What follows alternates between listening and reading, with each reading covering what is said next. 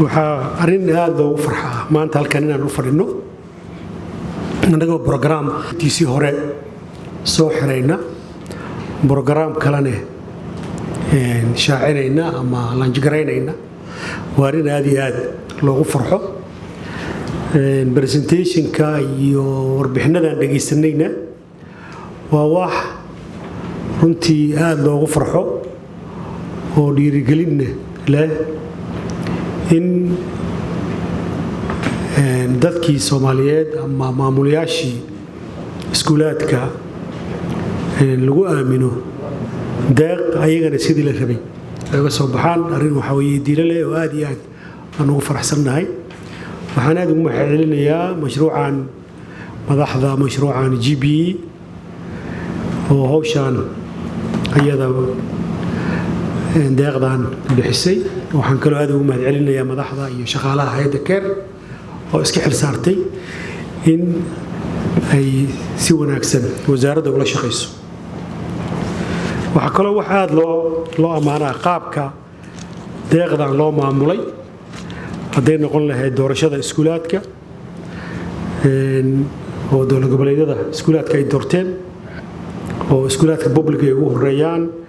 community-kan ay ku xigaan kuwa private-ka ah aniga kulley private ma aaminsani in waddankan iskuul private inuu ka jiro ma aqaan iskuulaadka dibadda laga leeyahay ma garanayo oo dibadaha ama imtixaanaadka dibadaha qaada laakiin iskuulaadka waddanka ka dhisan oo dhan iskuulaad community waaye iskuulaad faa'iido laga hela ma aha waa uun iskuulaad macallin iyo waalid u dhexeeya waaye iyo dowladda ama taas u dhexeeya weeye aad iyo aadaan sida habka loo xusheynay aad iyo aadaan waa waxaad loogu farxo iyo habka loo tababaray guddiga